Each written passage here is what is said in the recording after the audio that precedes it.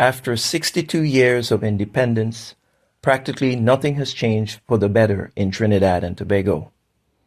Basic public services are woefully managed and are inefficient. Almost every day, there is a headline announcing some political scandal or disturbing crimes. As a consequence, I've increased my campaign on this channel to bring awareness to long-neglected public services by this government. It's been over 10 months since my video showing that a major transportation hub in Sangre Grande doesn't have bathroom facilities for the public, and that it has been out of service for over 2 years. Despite this, nothing has been done to reopen it. However, this is standard practice for our politicians.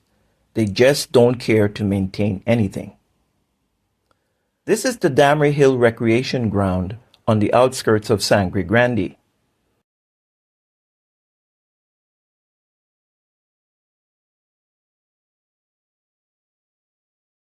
Now, just take a look at this washroom.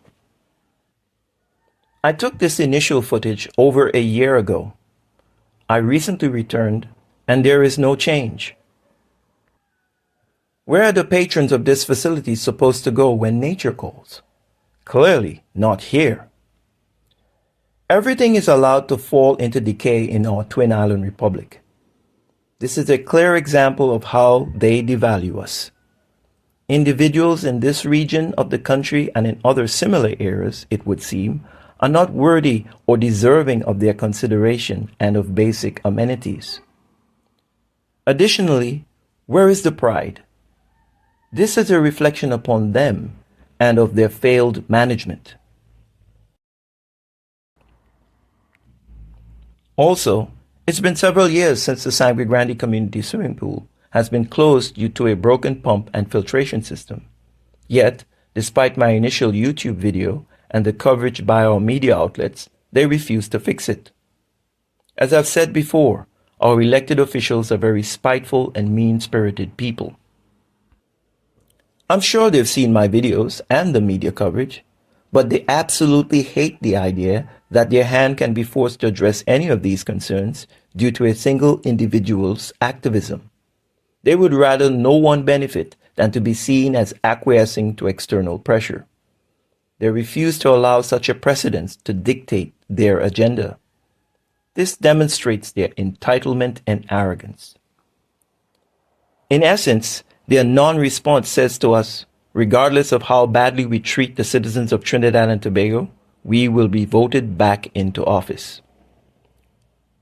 Soon, another general election will be upon us in Trinidad and Tobago, and the same threadbare political campaign strategies will be dusted off to convince the voting public to give this PNM government another 5 years.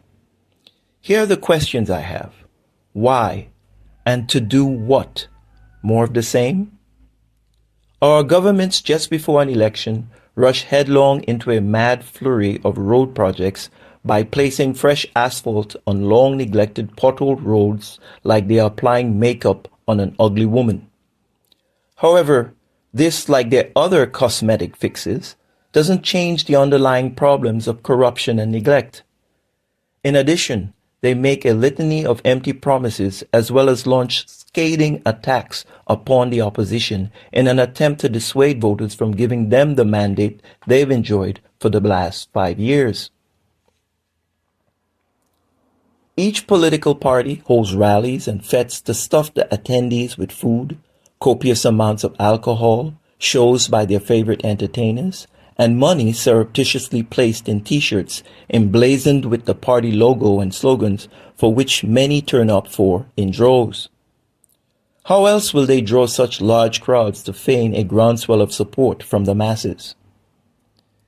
They litter practically every available surface and utility pole with campaign posters, an eyesore which remains long after the madness is ended.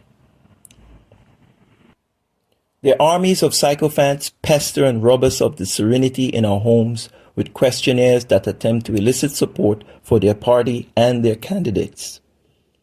They flood our airwaves with banal political ads that play on a loop. They maneuver huge trucks emblazoned with campaign banners crammed with large speakers, sound equipment, their operators, and a motorcade of supporters through already congested and narrow streets, blaring political jingles and choruses that increase traffic and destroy the peace in our communities. All of this is with the aim of gaining victory at the polls. Despite it all, not a single salient issue is ever raised on the campaign platform. Once in office, they pay absolutely no attention to us, nor do they address long-standing issues that negatively impact our daily lives.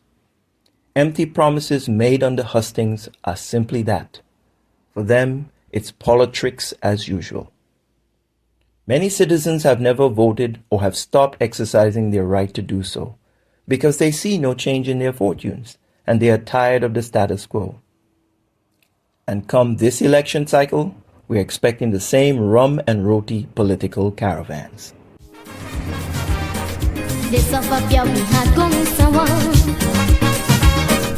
Things in the same way like when we start.